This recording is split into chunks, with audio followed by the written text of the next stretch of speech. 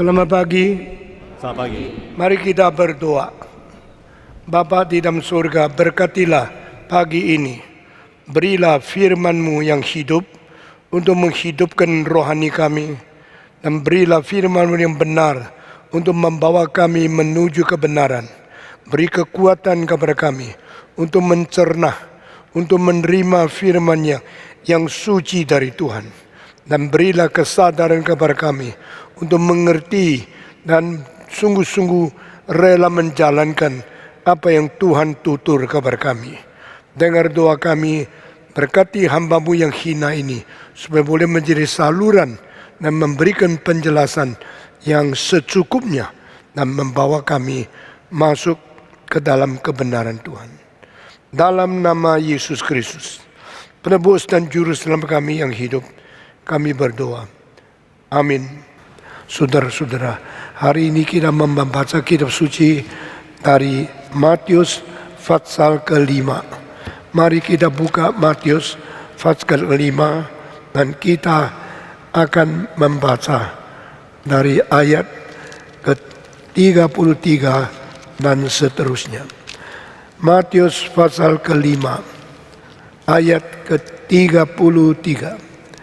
Kamu telah mendengar pula yang difirmankan kepada nenek moyang kita, jangan bersumpah palsu, melainkan peganglah sumpahmu di depan Tuhan. Atau janganlah bersumpah, jika sudah sumpah harus dipegang dan harus bertanggung jawab di depan Tuhan.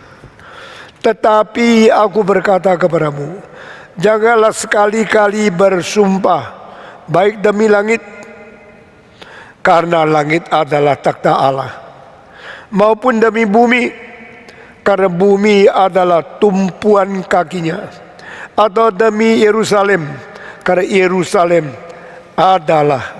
Engkau bersumpah demi kepalamu, karena engkau tidak berkuasa memutihkan atau menghitamkan sehelai rambutmu pun.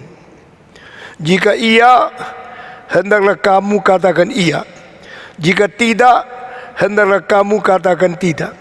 Apa yang lebih daripada itu berasal dari si jahat.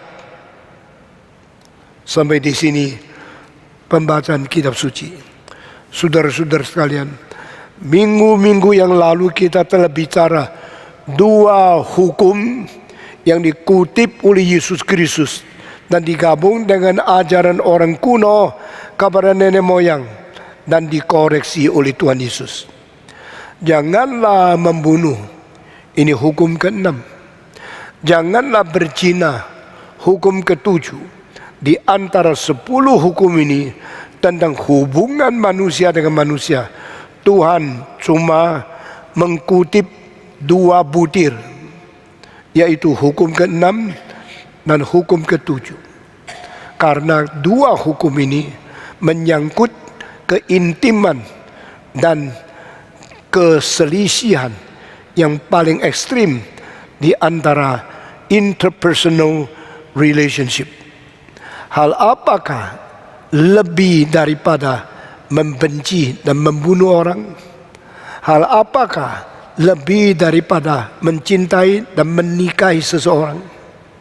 Jika engkau tidak senang orang, engkau membenci dia, sampai tuntasnya benci, engkau menghabisin hidup dia, membunuh dia. Ini adalah ekstrim pertama. Jika engkau mencintai orang, engkau begitu menginginkan dan akhirnya mau nikah sama dia untuk seumur hidup, bersama-sama dari pagi sampai malam, menjadi suamimu, menjadi istrimu.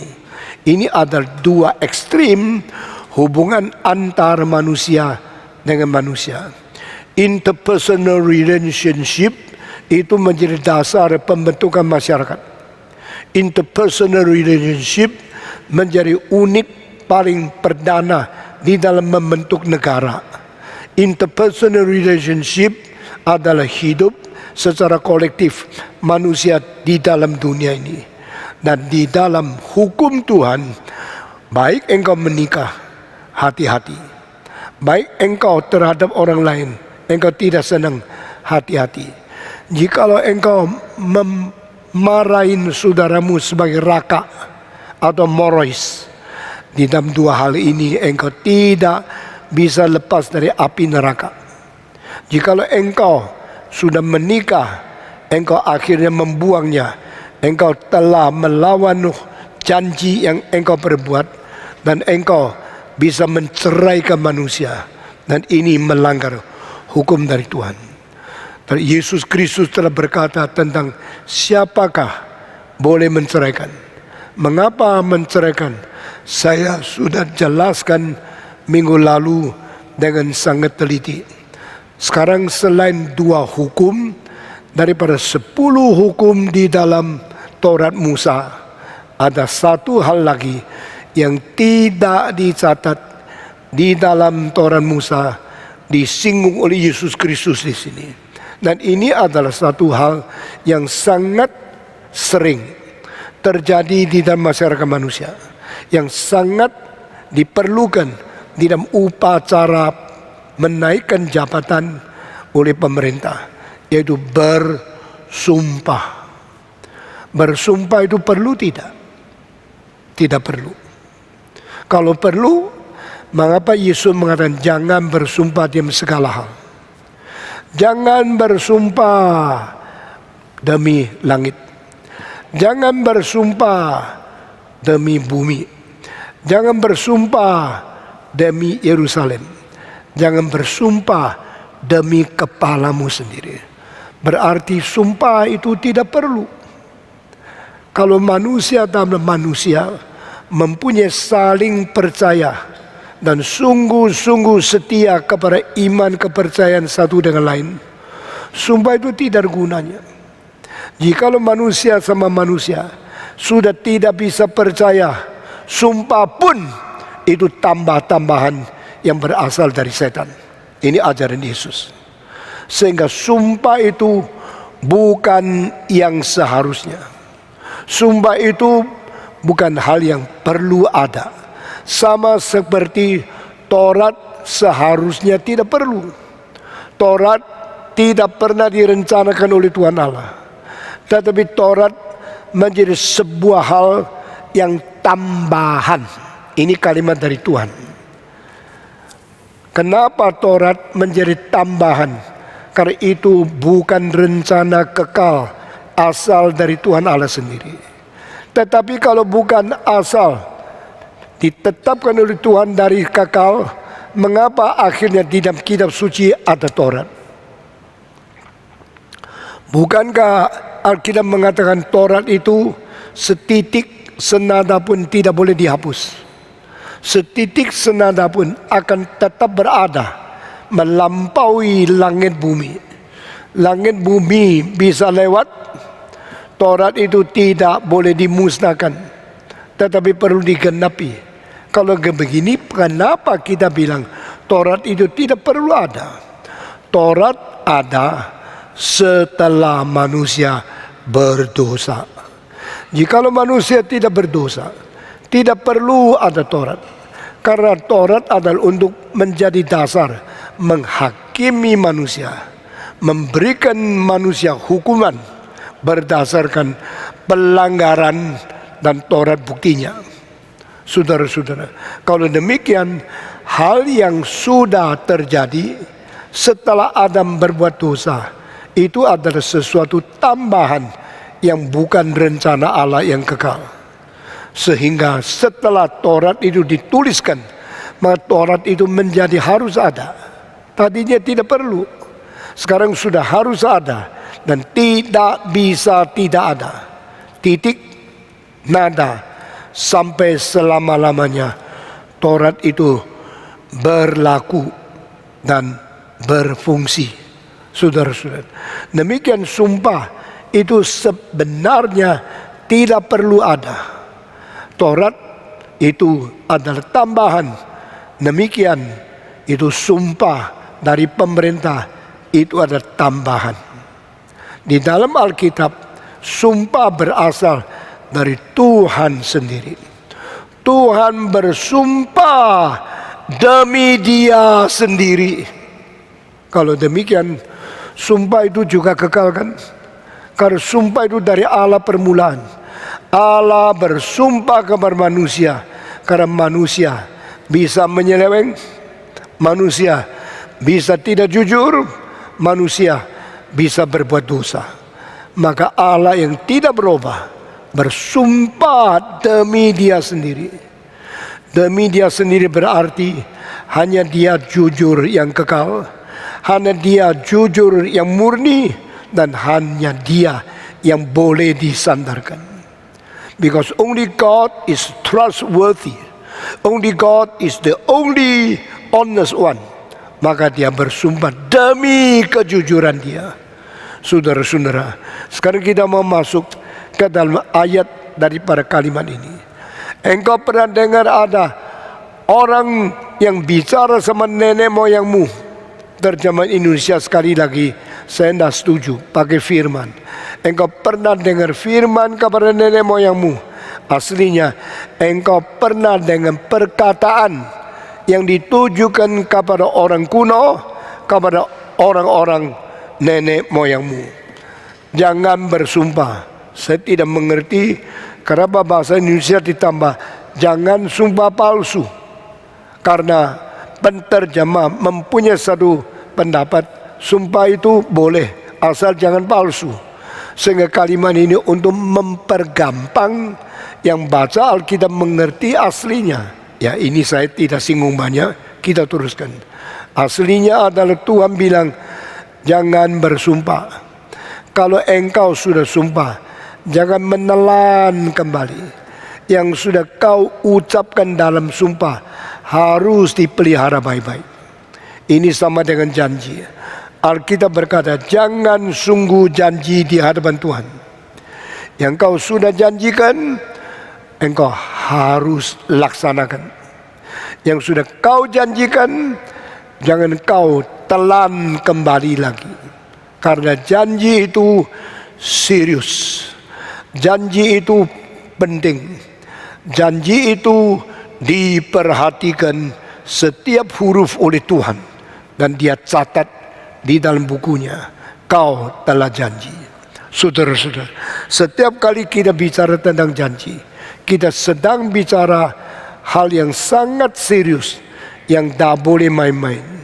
Janji menikah dengan orang itu untuk sisa hidup sampai ajalmu. Janji perdagangan oleh orang bertanggung jawab di dalam pemerintahan dan di dalam kesetiaan dan karaktermu menjadi jamin. Itu sebab sumpah lebih daripada janji. Banyak orang sembarangan janji, sembarangan mungkir janji. Itu melecehkan, bukan hubungan antara engkau dengan orang lain. Itu melecehkan karakter dan jiwa yang berharga di dalam dirimu sendiri. Engkau sembarangan janji dagang, engkau rusak kredibilitas di dalam masyarakat. Engkau sembarangan janji menikah, engkau merusak keluargamu seumur hidup. Saudara-saudara, sekarang sumpah adalah serius sekali. Itu sebab Yesus Kristus berkata, jangan bersumpah. Saya dari kecil sering tanya satu pertanyaan, kenapa sih hubungan manusia dan manusia perlu diteguhkan, perlu diperkuatkan oleh kalimat sumpah? Apakah dengan kalimat jujur tidak cukup? Bukan jujur tidak cukup, tetapi kita tidak cukup jujur. Jujur kalau memang adalah fakta, adalah sungguh-sungguh, harus sudah cukup. Apakah yang melebihi daripada kejujuran? Saya jujur, engkau bilang saya lebih jujur. Apa artinya lebih jujur dari jujur? Bukankah jujur sudah cukup? Kenapa harus lebih jujur? Karena banyak jujurnya ada unsur-unsur campuran yang kepalsuan di dalamnya. Jikalau seseorang mempunyai kejujuran yang kurang sungguh, yang kurang murni, maka sebenarnya itu adalah penipuan yang kurang berani. Dan itu adalah sesuatu kejujuran yang sangat kurang. Maka mari kita memberikan definisi jujur yang mutlak, jujur yang sungguh-sungguh, jujur yang tuntas, itu sudah cukup. Kalau hubungan manusia dan manusia didirikan di atas kejujuran yang sungguh-sungguh, maka masyarakat akan mengalami perdamaian, mengalami kepuasan, mengalami sesuatu kesehatan yang luar biasa. Waktu saya umur 8, saya belajar satu cerita yang sangat sederhana, sangat mengerikan. Seorang anak umur belasan tahun menggembalakan domba-domba yang banyak, dan dia bawa keluar makan rumput, minum air, sore bawa pulang, masuk ke dalam kandang. Besok pagi bawa lagi keluar, pergi cari rumput, makan rumput, minum air, dan bawa lagi kembali. Inilah pekerjaan dia. Satu kali anak ini bawa domba yang banyak sampai di padang rumput. Lalu dia rasa, hidup saya saban hari seperti ini terlalu menjenuhkan, terlalu tidak berarti. Maka dia bikin satu hal yang nakal sekali. Teriak-teriak dengan menipu orang lain. Ada serigala, ada serigala. Waktu suaranya kedengar oleh banyak orang, mereka kasihan. Kalau anak kecil ini dimakan, ditikam oleh serigala, dia tidak ada senjata, dia tidak bisa lawan.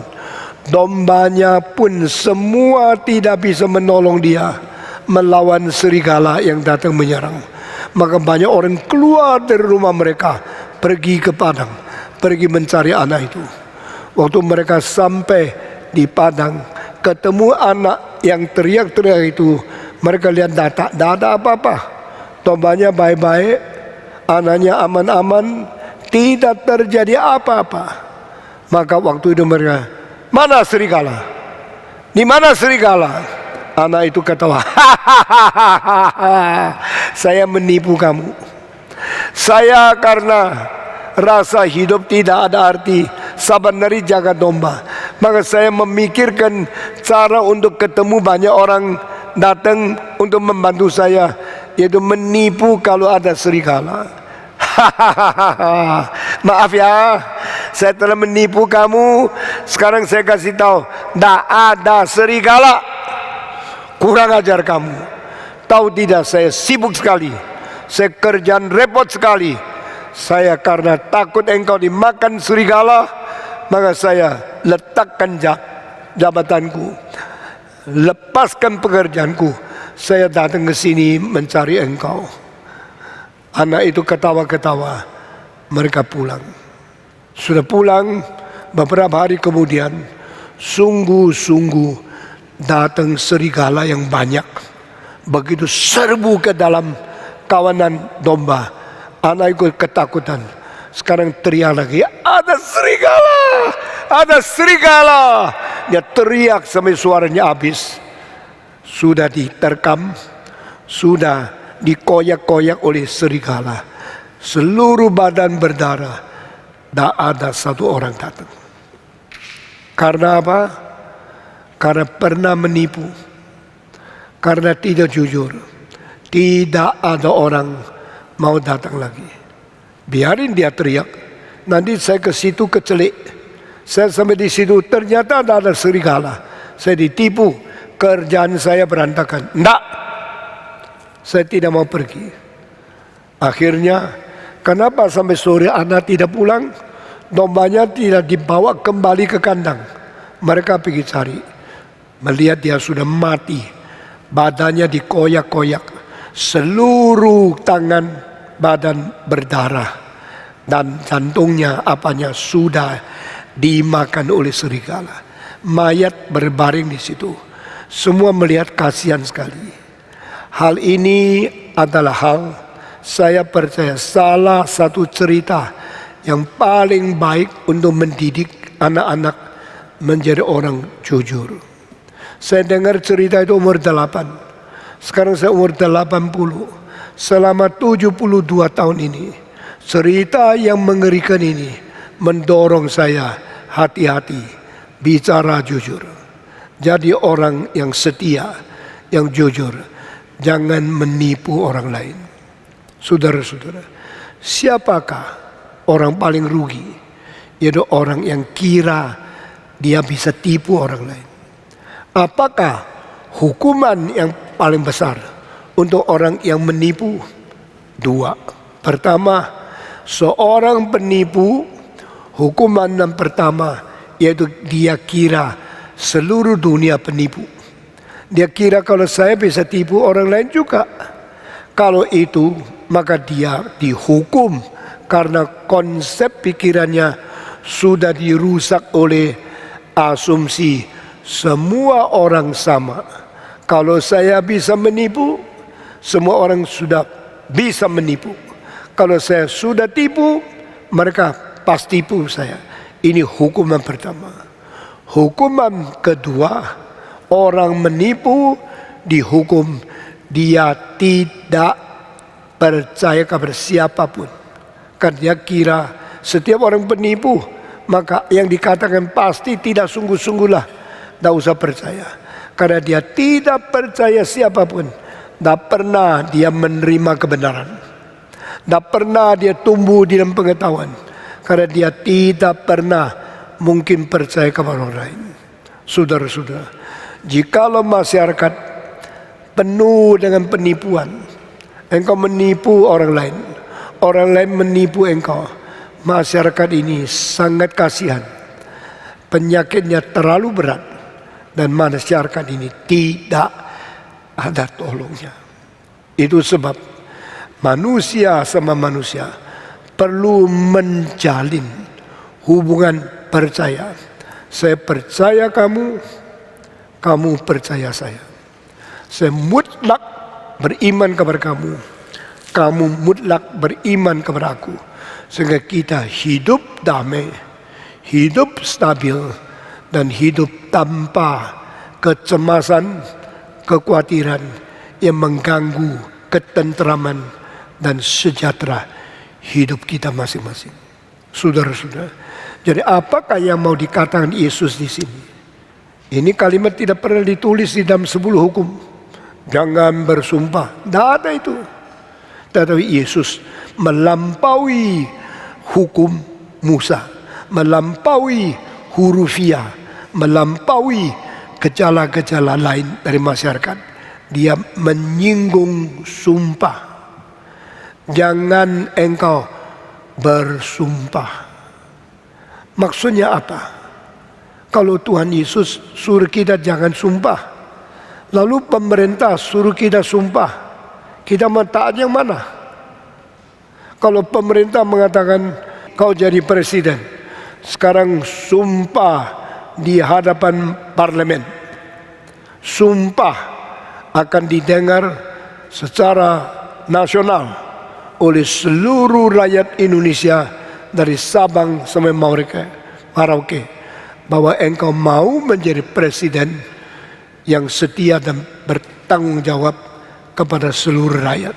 Apakah saya harus ikut peraturan pemerintah bersumpah jabatan, atau saya harus ikuti sesuatu pengajaran Yesus tidak boleh sumpah? Saya percaya di dalam negara seluruh dunia tidak ada satu konstitusi, tidak ada satu hukum negara yang tidak menuntut sumpah waktu diangkatnya jabatan presiden. Lalu engkau bilang, kalau Tuhan Yesus bilang tidak boleh sumpah, saya boleh tidak? Saya kasih tahu, Alkitab juga mengatakan pemerintah kuasanya dari Allah, taatlah kepada atasanmu. Sehingga di dalam hal ini, di dalam pemerintahan kita sumpah tidak melanggar perintah Tuhan. Kalau demikian, lalu Tuhan mengatakan jangan bersumpah. Artinya apa? Antara manusia dan manusia, mari kita menjadi orang yang bisa dipercaya. Manusia kalau bisa dipercaya, sangat bahagia. Manusia yang tidak dipercaya oleh siapapun, hidupnya lebih kasihan dari anjing yang liar, karena dia tidak ada sesamanya yang menghargai dia. Saudara-saudara sekalian, kita semua kalau pakai uang sistem barat pakai kredit card. Apa kredit card? Surat kepercayaan. Kartu membuktikan engkau bisa dipercaya. Karena apa? Karena sudah diuji. Bagaimana cara diuji? Engkau pinjam uang dari bank, ditentukan bayar. Engkau ikut tidak? Kalau engkau tidak ikut, tidak mungkin dikasih lagi kredit card. Tapi kalau engkau bisa dipercaya, ada rekor, ada catatan, engkau bayar, engkau pinjam, engkau bayar, engkau pinjam, maka akhirnya engkau dapat kredit card, ditentukan boleh pinjam berapa uang karena bank percaya sama kamu. Jadi ini bukan bank card, ini namanya kredit card, yaitu kartu kepercayaan. Orang Tionghoa dari zaman kuno mengatakan kepercayaan masyarakat itulah nyawamu yang kedua. Nyawa pertama yaitu hidupmu, badan sama jiwa, seluruh pikiran berada di dalam karaktermu. Ini nyawa pertama. Nyawa kedua yaitu orang lain mau percaya sama kamu. Orang lain mengetahui engkau boleh diandalkan, boleh dipercaya. Itu kepercayaanmu di masyarakat. Itulah hidup kedua. Saudara-saudara, waktu saya menjadi hamba Tuhan di Surabaya, satu kali ada satu encek umur 57 sama istrinya datang ke rumah saya, nangis. Saya tanya, saudara, apa yang terjadi? Saudara itu bicara, Pak Stephen Tong, kemarin malam toko saya di Belauran terbakar habis semua. Yang cilaka, sebelum terbakar saya baru masukkan ratusan blok kain yang saya pesan dari luar negeri. Tiba kabar saya masukkan di atas gudang toko itu. Dan itu seluruhnya adalah modal yang saya ada. Seluruhnya adalah uang yang saya miliki untuk membesarkan anak-anak, membiayai keluarga. Tidak sangka malam jam 8 saya sampai di rumah, jam 10 diketuk pintu. Hei, Om, tokomu terbakar. Masa? Saya kaget. Kalau itu terbakar cuma sedikit tidak apa-apa. Kalau habis semua, saya akan menjadi pengemis. Pak Tong, kemarin seluruh toko terbakar. Saya jam 10:30 sampai di Belauran. Saya melihat toko saya angus 100%. Saya buka, lihat di dalam, tidak ada satu blok kain yang masih ada. Semua menjadi abu. Sekarang saya mesti bagaimana? Pak Stephen Tong, saya mau menjadi pengemis. Saya hidup, tidak ada hari depan. Semua uang saya sudah beli kain, untuk dijual bisa untung uang. Sekarang saya sudah habis sama sekali. Suami istri menangis terus. Saya waktu itu masih muda, umur 27. Saya bilang, sekarang mari kita berdoa. Dia tunduk kepala, air mata terus mengalir. Saya bilang, Tuhan, kasihankanlah anakmu ini. Dia seorang jujur, seorang berdagang baik, rajin, kerja suami istri setengah mati dari pagi sampai sore, baru malam pulang ke rumah.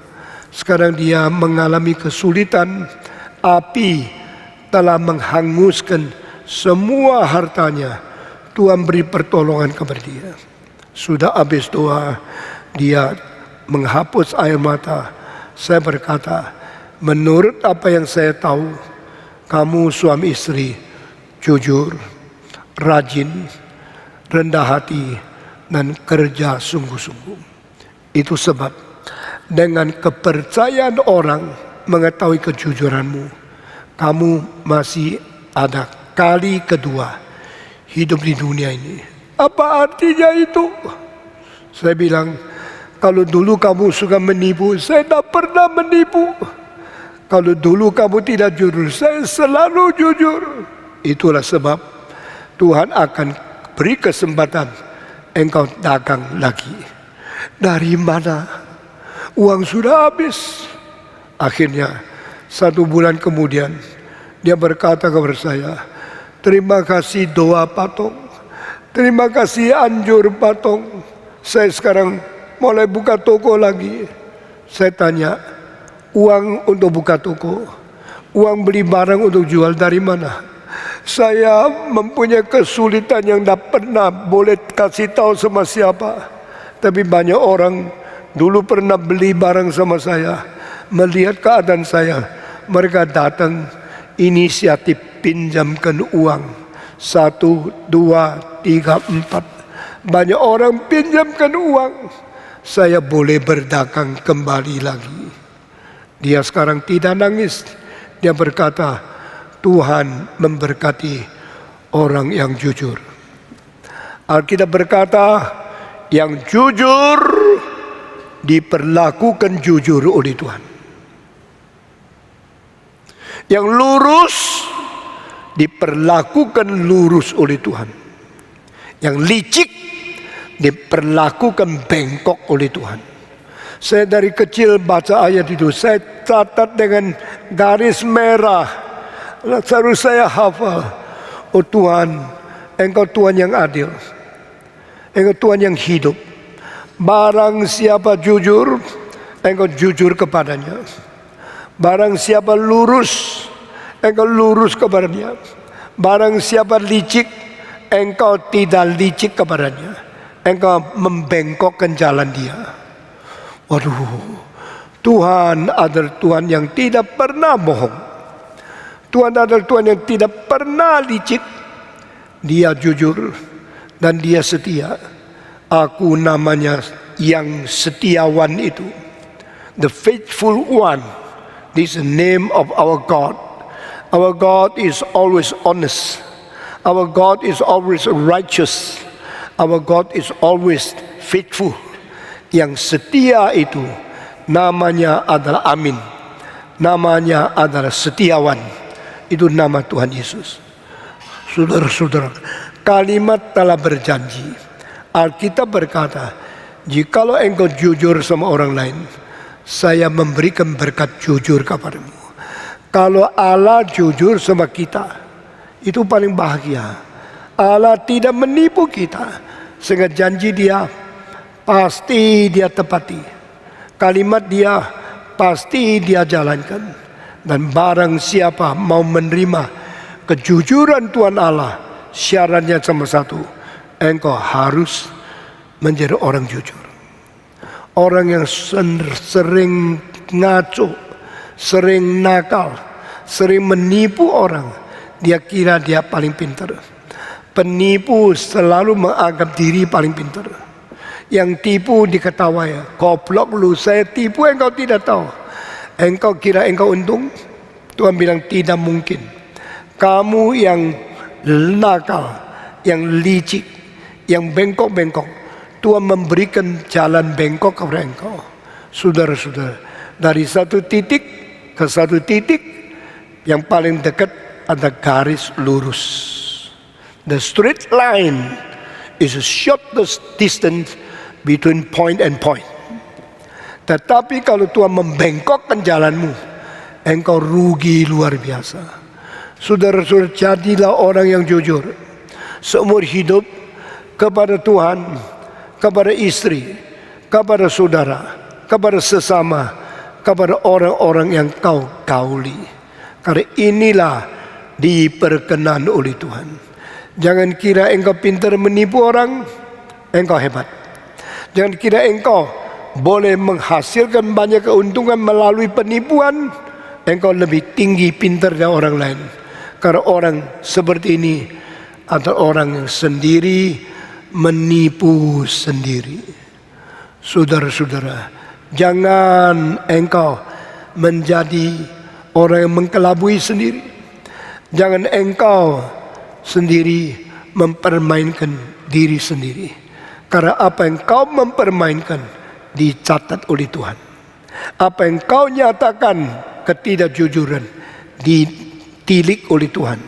Dan Tuhan mulai membiarkan engkau melewati jalan bengkok-bengkok, tidak pernah sampai kepada sasaran. Orang Israel pernah mencobai Tuhan, mempermainkan Tuhan. Tuhan biar mereka keliling di padang belantara 38 tahun. Atau dijangkapkan 40 tahun berkeliaran di dalam padang belantara. Hei Israel, kamu tidak mungkin langsung masuk ke dalam Kanaan.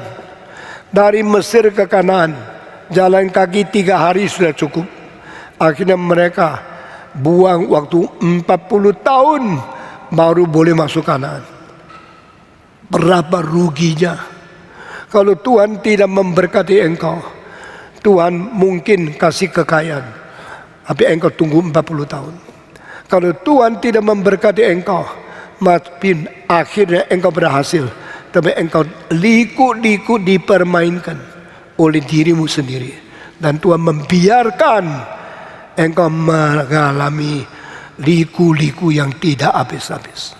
Saudara-saudara, itu sebab mari kita belajar jujur terhadap diri, jujur terhadap Tuhan, jujur terhadap orang lain. Jika engkau sungguh-sungguh dengan tekun, setia, dan engkau sampai akhir tetap jujur dari semula, maka engkau seumur hidup akan dikurangi banyak keliku-likuan, akan dikurangi banyak kesulit-sulitan, dan engkau akan mendapat berkat dari Tuhan. Itu sebab jangan sumpah, saudara-saudara, jangan bersumpah kepada Tuhan, karena langit itu tempat taktanya Tuhan. Jangan bersumpah kepada bumi, karena bumi tumpuan kaki Tuhan. Jangan bersumpah kepada Yerusalem, karena Yerusalem kota raja yang besar. Jangan bersumpah demi kepalamu, karena engkau tidak bisa membuat rambut hitam menjadi putih, tidak bisa merubah rambut putih menjadi hitam. Kau seorang yang sangat terbatas. Itu sebab serahkan kepada Tuhan dan engkau jujur. Kalau engkau sungguh-sungguh jujur, engkau tidak dirugikan. Akhirnya keuntungan diberikan Tuhan kepada engkau. Saudara-saudara, orang Barat mengatakan honesty is the best policy. Bagaimanakah taktik yang paling baik? Bagaimana strategi paling baik hidup di dunia? Jujur saja. Jika engkau jujur, engkau pasti dapat berkat. Seorang Rusia, pimpinan komunis yang sangat terkenal dan sangat pintar luar biasa, namanya Dr. Sorokin. Di dalam bukunya Social Dynamic, dia menceritakan satu cerita yang pendek sekali, tapi sangat mengharukan saya. Dia mengatakan satu kali ada satu nenek tua tinggal di satu apartemen di New York. Dia sendirian, sudah umur hampir 80. Dia menjadi ketua dari satu lembaga yang menjalankan diakonia. Lalu anggota-anggota kumpulkan uang lebih daripada 10.000 untuk menolong orang tua yang sudah miskin, sakit-sakit, dan tidak bisa kerja. Dia bendaharanya. Dia kumpulkan uang itu, taruh di dalam laci.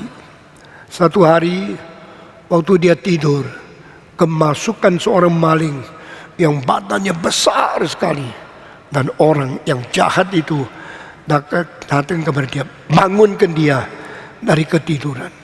Dia kaget. Orang tua ini bisa sakit jantung, bisa mati. Tapi dia minta Tuhan kasih ketenangan hati. Dan dia duduk di sana. Ada apa, Pak? Kenapa malam-malam datang masuk ke rumah saya tanpa izin? Siapa kamu? Saya seorang perampok. Sekarang saya minta engkau keluarkan hartamu semua. Saya orang miskin. Saya orang tua. Saya tidak kaya. Jangan banyak bicara. Di rumah ini ada uang di mana? Kasih tahu dengan jujur. Kalau tidak saya tembak, saya matikan engkau. Perempuan ini bicara, jangan galak-galak. Kamu masih muda, saya orang tua. Kamu ada berapa puluh tahun hidup. Kalau engkau galak-galak dan melakukan kejahatan, mau jadi apa kamu selanjutnya ini? Wah, orang muda itu mulai sedikit guilty feeling. Dia diam. Lalu dia mengatakan, oke, saya terlalu susah hidupnya. Saya perlu uang. Ada berapa? Bawa keluar. Saya pergi. Saya tidak melukai kamu. Saya tidak mentembak kamu. Kamu orang tua. Saya kasihan kamu. Tapi jujur sama saya. Orang tua ini, duduk saja. Saya ngomong sama kamu. Kamu mau saya jujur? Saya jujur. Saya berkata kepadamu, saya adalah orang tua menjadi sekretaris dan bendahara dari satu lembaga untuk menolong orang miskin. Saya bukan orang kaya. Itu sebab saya jujur. Saya sudah kumpulkan uang lebih 10.000 orang. Ya, lebih 10.000 dolar di sini. Dan ini semua saya simpan di dalam laci. Waktu dia ngomong begini, sudah ngomong begini, lalu dia bawa kunci keluarkan. Ini uang 10.000 dolar, bukan punya saya. Ini punya lembaga itu. Dan lembaga itu bukan orang kaya, adalah kumpulan banyak orang tua karena mengasihani orang tua yang tidak ada kerjaan, tidak ada anak, tidak ada suami. Dan mereka sakit, tidak ada yang memberi uang obat. Mereka siang malam hanya menanti kematian saja. Dan kami kumpulkan uang ini, taruh di tangan saya. Saya mau menolong mereka. Dia sambil ngomong, Tuhan gerakkan perampok itu. Perampok itu malah dengar. Lalu dia mulai, hatinya ngeres. Air mata mulai turun. Dia pikir, dia sendiri ada mama yang sakit. Dan orang perlu menolong orang yang sakit, yang tua seperti ini. Sudah dengar habis. Kalau kamu mau ambil, silakan ambil. Saya tidak bisa lawan kamu. Saya perempuan tua yang tidak kuat. Saya tidak bisa melawan kamu. Kalau kamu mau ambil, silakan. Tapi kamu berdosa. Karena melalui uang yang kau ambil, banyak orang tua akan mati. Tidak pertolongan. Bagaimana anak? Silakan ambil. Siapa tahu setelah dia ngomong kalimat ini, perampok itu nangis dengan air mata yang berlinang-linang, tidak bisa bicara. Maka orang tua ini tunggu. Setelah selesai orang itu nangis, dia tanya lagi, bagaimana? Mau ambil uang ini? Biar saya yang masuk penjara. Biar saya yang menjadi orang berdosa. Karena uang serahkan saya sekarang hilang, diambil kamu. Orang itu setelah dengar terus, nangis terus. Dan perampok itu akhirnya masuk ke pistolnya dan berkata kepada orang tua ini, maafkan Bu, saya kalau tidak kepepet tidak menjadi perampok. Hati saya tadinya bukan mau begitu.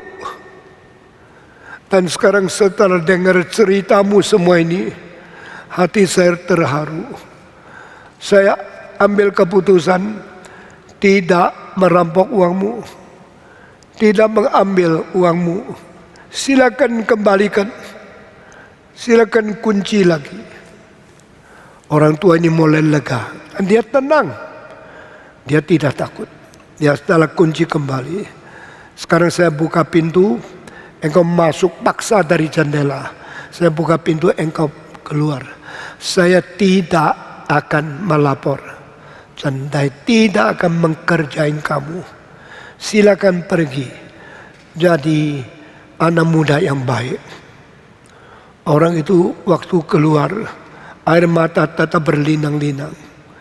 Akhirnya setelah dihantar ke pintu, orang itu akhirnya ketuk pintu lagi.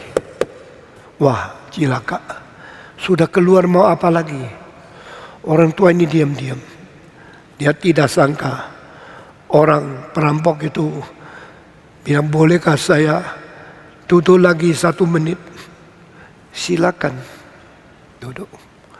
Saya setelah dengar cerita ibu, saya sangat tergerak. Maka saya mau memberikan $10 untuk masukkan ke laci itu menjadi bagian saya ikut menolong orang tua yang miskin. Saudara-saudara, saya seumur hidup cuma cerita ini 2 kali. Ini kali kedua. Dan ini dari buku sungguh-sungguh dari Sorokin, seorang sekretaris komunis yang lari dari Soviet sampai di Amerika, diundang menjadi profesor Harvard, profesor dari beberapa universitas yang paling terkemuka. Saudara, orang penting, orang pintar dari Soviet sekarang datang ke Amerika. Silakan bikin kelas, mengajar tema apa saja, kami dari rektorat menyetujui. Lalu dia membuat satu pelajaran nama yang baru, social dynamic. Di dalam social dynamic dia mensisipkan cerita ini, berkata kepada manusia, jangan kira segala sesuatu hanya berdasarkan hukum, segala sesuatu hanya berdasarkan uang.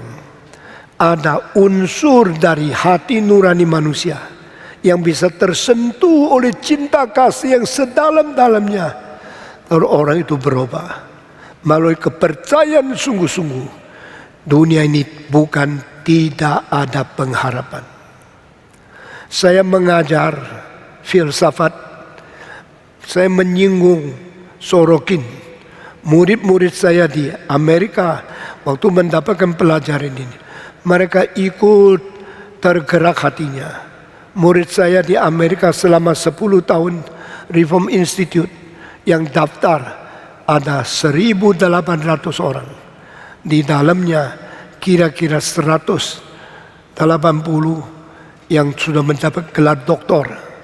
Ada lebih daripada 1.100 orang yang sudah pernah mendapatkan master.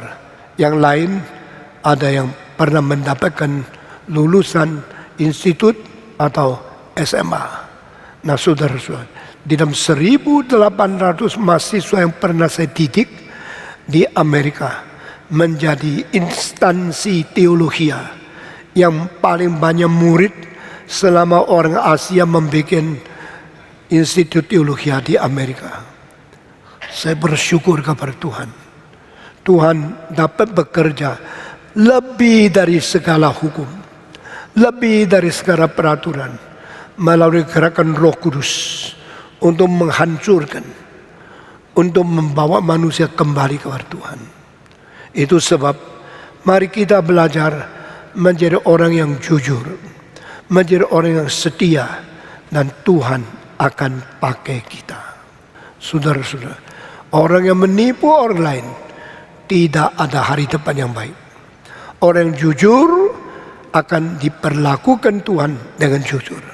Itu sebab Tuhan Yesus berkata, jangan menipu, jangan bersumpah, jangan tunjukkan langit, aku bersumpah kepada langit, karena langit adalah tahta Tuhan Allahmu. Jangan bersumpah karena bumi adalah tempat kaki Tuhanmu. Jangan bersumpah kepada Yerusalem, karena Yerusalem atau kota dan raja yang besar. Jangan bersumpah demi kepalamu, karena kamu tidak sanggup merubah warna hitam putih dari sebatang rambutmu. Itu sebab Yesus berkata, jikalau iya, katakan iya. Jikalau tidak, katakan tidak. Jangan putar-putar, jangan robah-robah, jangan pura-pura, jangan pakai kalimat menipu untuk membalik-balikkan fakta. Jujurlah dengan sesungguhnya. Engkau tak usah tambah-tambah dengan sumpah. Saya sekarang kata kepada saudara, kenapa perlu sumpah? Karena takut orang tak percaya. Kenapa orang tak percaya? Karena dari dulu ketahuan engkau tidak jujur. Lalu bagaimana? Sumpah. Sumpah. Dengan engkau sumpah, engkau ingin menambah kepercayaan orang lain kepada engkau. Tuhan Yesus bilang tidak perlu. Jikalau engkau yang iya katakan iya, yang tidak katakan tidak, maka yang lain serahkan kepada Tuhan. Orang kalau tidak dipercaya, bagaimana sumpah pun tidak berguna. Tetapi kalau orang mau dipercaya, biar konsisten jujur, tidak menipu, tidak menyeleweng. Setiap kalimat bisa dipercaya, orang akan menghargai engkau. Saudara-saudara, di dalam zaman yang bengkok, di dalam zaman yang menyeleweng ini, saya mendirikan gereja yang jujur. Saya menjadi pendeta yang jujur. Dan saya rekrut pemuda-pemudi yang jujur menjadi pendeta di sini. Saudara-saudara, saya bersyukur karena kejujuran kita terus diberkati oleh Tuhan. Karena kita sungguh-sungguh setia dan jujur, Tuhan tidak meninggalkan kita. Waktu mendirikan gedung gereja yang besar ini, saya tidak tahu uang dari mana. Tuhan memberikan dari kanan kiri, dari kantong-kantong saudara, dan akhirnya terjadilah bangunan ini. Banyak orang kaget, banyak orang kagum, banyak orang tercengang. Kenapa di Indonesia mungkin dibangun gedung gereja besar ini? Saya berkata kepada saudara, ini bukan yang paling penting.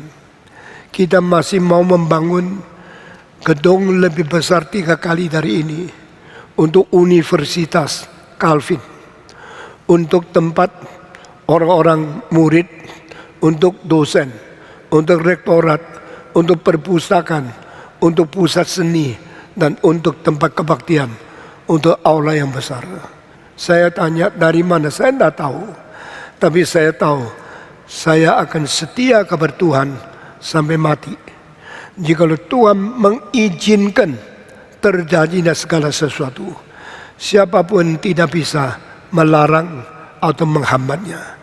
Tetapi Tuhan hanya memberkati orang yang lurus, yang jujur, dan yang cinta kepada Tuhan. Saudara-saudara, semua hal yang tidak mungkin terjadi, tidak ada yang mustahil bagi Tuhan. Indonesia perlu universitas yang baikkah? Perlu. Indonesia perlukah universitas yang sangat tinggi nilainya, dan sangat baik pendidikannya, dan sangat jujur karakternya? Perlu. Siapakah? Saya cuma tahu, kalau Tuhan mau, kita yang dirikan. Selama 1 tahun ini, saya sudah desain gereja di Solo, gereja di Jogja, gereja di Medan, gereja di Bandung, gereja di Batam, gereja di kota-kota yang banyak. Siang malam saya perhatikan, kerjakan, dan satu-satu jadi karena anugerah Tuhan. Jikalau kamu diberkati oleh Tuhan, boleh mendapatkan uang lebih banyak. Jangan lupa, bukan untuk dirimu lebih kaya, lebih mewah, tapi untuk pekerjaan Tuhan lebih bertumbuh, lebih bertambah di dunia ini. Biar GRII dipakai Tuhan untuk menjadi berkat lebih dari gereja lain. Kali ini waktu pandemik ini kita pakai streaming mencapai orang dengar khotbah kita paling banyak di seluruh Indonesia. Kita setiap minggu yang dengar lebih daripada 10.000. Meskipun orang tidak bisa datang ke sini, tapi mereka dengar firman Tuhan, serius belajar dan sungguh-sungguh diberkati oleh Tuhan.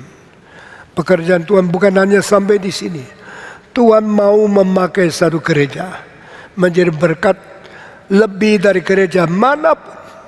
Streaming yang kita siarkan mencapai pendengar terbanyak di seluruh Indonesia, membuktikan Tuhan mencintai kita.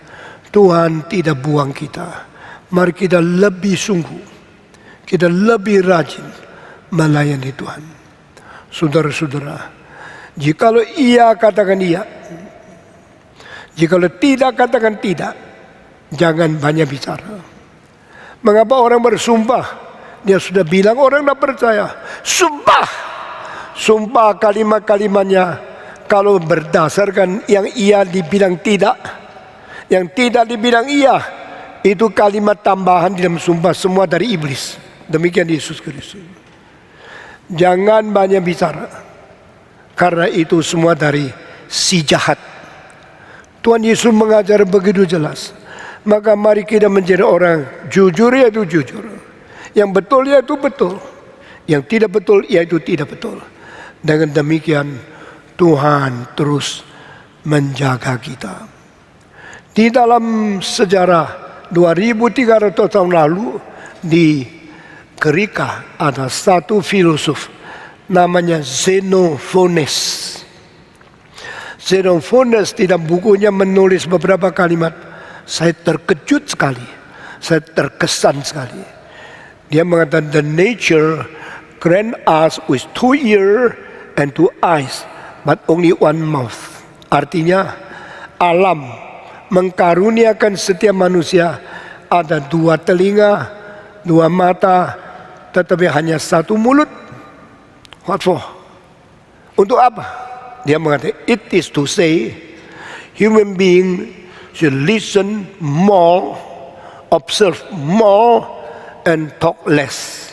Wah, saya tergerak. Ini kalimat yang penting sekali. Alam mengkaruniakan setiap orang dengan 2 telinga, 2 mata, cuma 1 mulut. Apa sebabnya? Alam mau kita menjadi manusia yang lebih banyak dengar, lebih banyak observasi, tetapi sedikit bicara. Sekarang banyak orang biasanya dengarnya ngawur, lihatnya sembarangan, ngomongnya kacau balau. Yang dilihat tidak banyak, yang didengar tidak banyak, yang digomong cerewet tak habis-habis, dan yang dibicara tidak. Ikut membicarakan hoax, ikut membicarakan fitnah, akhirnya bikin dunia lebih kacau.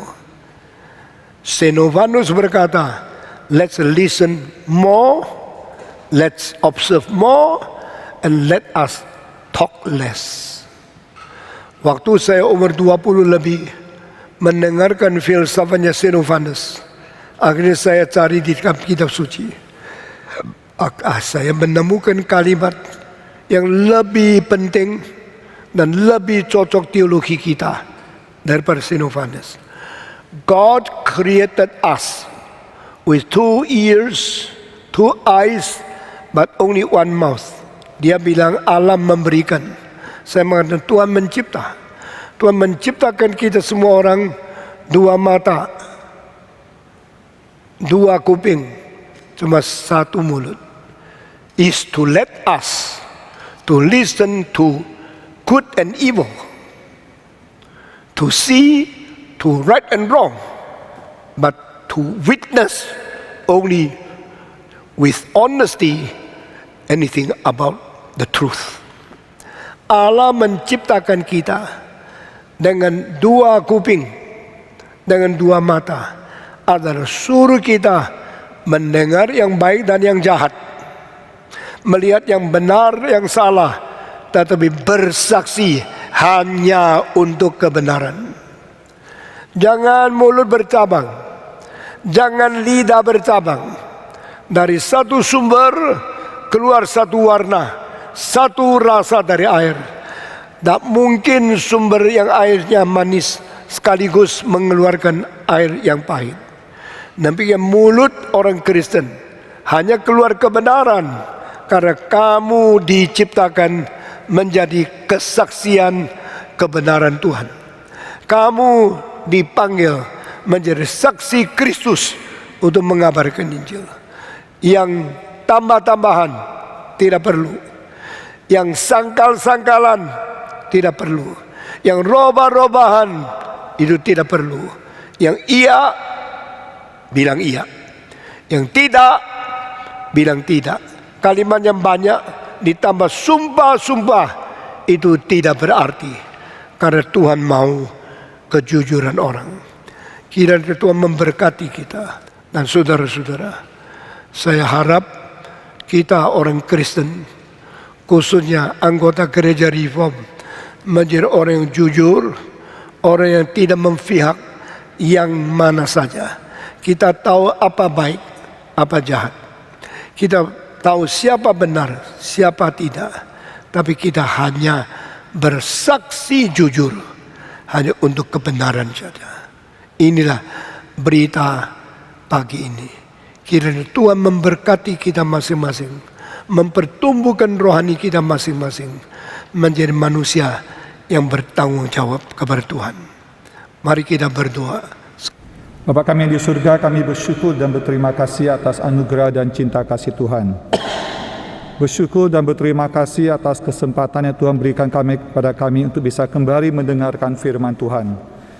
Kiranya kami semua berjanji di hadapan Tuhan untuk hidup yang suci, hidup yang jujur, hidup yang takut dan taat kepada Tuhan, hidup yang memuliakan Tuhan. Terima kasih Tuhan, kami berdoa dalam nama anak Yesus Kristus, Tuhan dan Juru Selamat kami yang hidup. Amin. Amin.